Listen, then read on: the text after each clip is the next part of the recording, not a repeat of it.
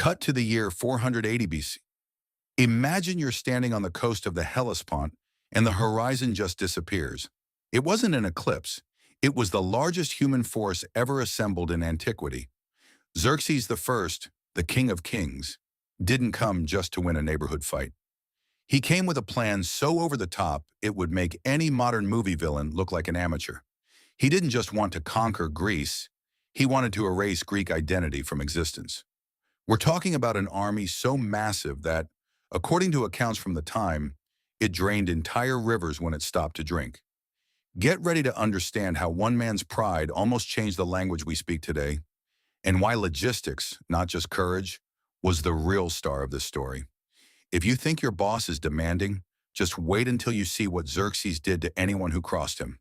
Hey, go ahead and drop a like and subscribe, because we're about to dive into the greatest invasion of the ancient world. Xerxes didn't have patience for small boats. To move his army from Asia to Europe, he ordered something that pushed the limits of engineering at the time: a floating bridge over the Hellespont. Hundreds of ships were tied together with linen and papyrus cables, creating a road over the sea. But here comes the cinematic part. A storm destroyed the first attempt. Xerxes' reaction? He ordered his soldiers to give the sea 300 lashes.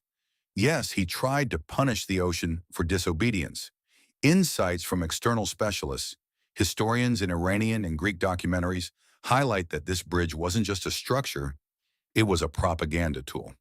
Military logistics experts on international YouTube explain that the bridge was so wide it allowed war chariots and elephants to pass at the same time, something never seen before. A practical tip from ancient engineering experts is that the secret was in the cables. They were so heavy and tightly stretched that they kept the structure stable even with the movement of the waves, allowing the army to cross non-stop for 7 days and 7 nights. Xerxes wanted to show that even nature was under his command. He had chains thrown into the sea to symbolize that the waters were now his prisoners. That level of ego is what drove the Persian Empire. To a Greek soldier watching from the other side, it didn't look like a human army. It looked like an unstoppable divine force. In the psychological impact of seeing a bridge connecting 2 continents was Xerxes' first major victory before a single arrow was even fired. The scale of Xerxes' army is still debated today, but the practical reality was terrifying. Imagine what it takes to feed 300,000, or maybe 1,000,000 people, depending on who's telling the story, on a march through dry lands. Historical logistics channels explain that the Persians set up food depots along the entire route years before the invasion. They literally planted and harvested entire regions just to sustain the advance. Niche expert tip: researchers of Persian tactics on European university channels point out that Xerxes' army was a mobile Babylon. There were cooks, scribes, wives, servants, and even exotic animals. A key insight from ancient survival experts is to look at water consumption. In regions like Thrace, small rivers simply vanished. The army would arrive, drink everything, and leave nothing but mud behind. This created a massive hygiene problem, since the waste from thousands of humans and animals contaminated the land they passed through. The cinematic narrative here is all about contrast. On one side, Xerxes' luxury, traveling in a golden chariot with purified water brought from a specific river in Persia. On the other, the mass of soldiers from different nations: Egyptians, Babylonians, Indians, each with their own armor and language. It was a multicultural spectacle, but also a ticking sanitary time bomb. The sound of this army could be heard from miles away, a constant thunder of footsteps and wheels announcing the end of Greek freedom. Even Xerxes believed that numbers would beat quality, and for a while it looked like he was right. Now imagine the desperation of being a Greek farmer and seeing 1,000,000 people coming your way. If you were there, would you fight or run to the mountains? Drop your answer below. I want to know. Everyone knows the 300 Spartans, but what the movies don't show is Xerxes' logistical nightmare in that narrow pass. For the king of kings, Thermopylae was an annoying bottleneck. His numerical advantage was neutralized by the terrain. He had food for months, but no space to deploy his soldiers effectively in battle. Context from external specialists, military strategy channels in English and German point out a key detail. Xerxes lost thousands of men not just to Greek spears, but to exhaustion and the lack of room to maneuver. Or experts in ancient weaponry explain that the Persian bow, deadly in open fields, was practically useless against heavy Greek shields in such tight quarters.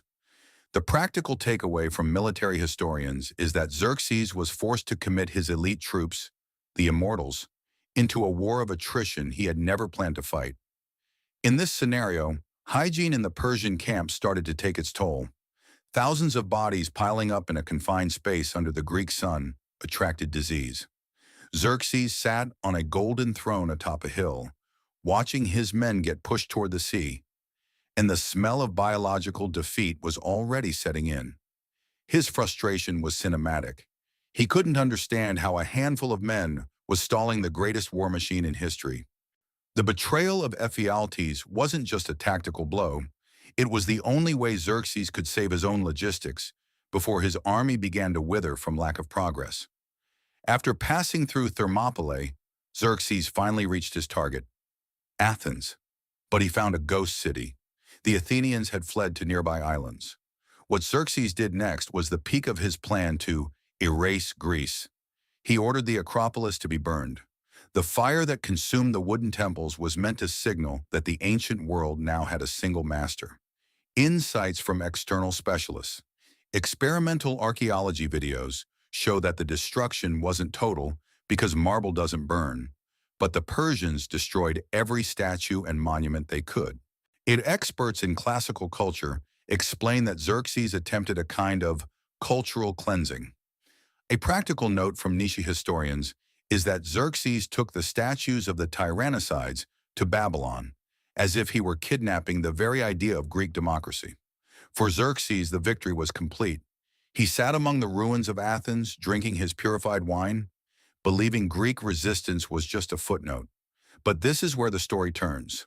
Overconfidence blinded him. He was so focused on destroying the symbol that he forgot to destroy the Greek fleet, which was still intact and watching the flames from afar. The spectacle of Athens burning became Xerxes' biggest strategic mistake. It didn't scare the Greeks. It enraged them in a way the sea itself wouldn't be able to contain. Athens in flames and Xerxes celebrating, he had no idea what was coming next at Salamis. If you're enjoying this deeper, untold side of history, don't forget to share the video. It really helps the channel grow.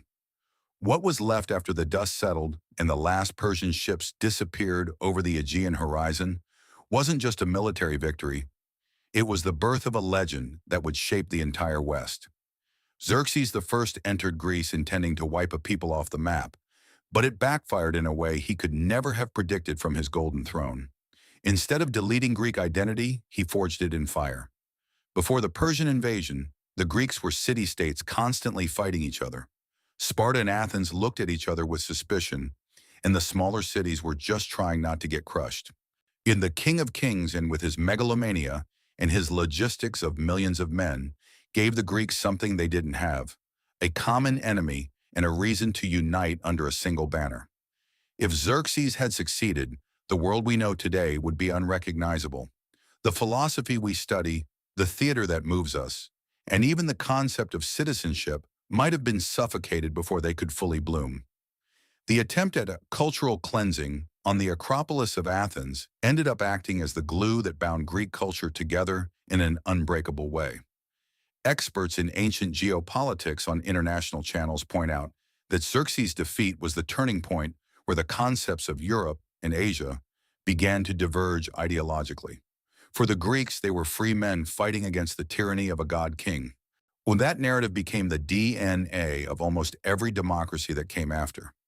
Xerxes I learned the hard way that you can whip the sea and burn cities, but you can't erase a people's will to remain free. The day he tried to delete Greece ended up being the day Greece became eternal. If you made it this far and enjoyed this visceral breakdown, drop a comment below. Xerxes tried, but Greece stayed. Check out that other video in the corner where I explain how a small translation mistake almost caused another world war. Thanks for watching, and I'll see you on the next historical deep dive.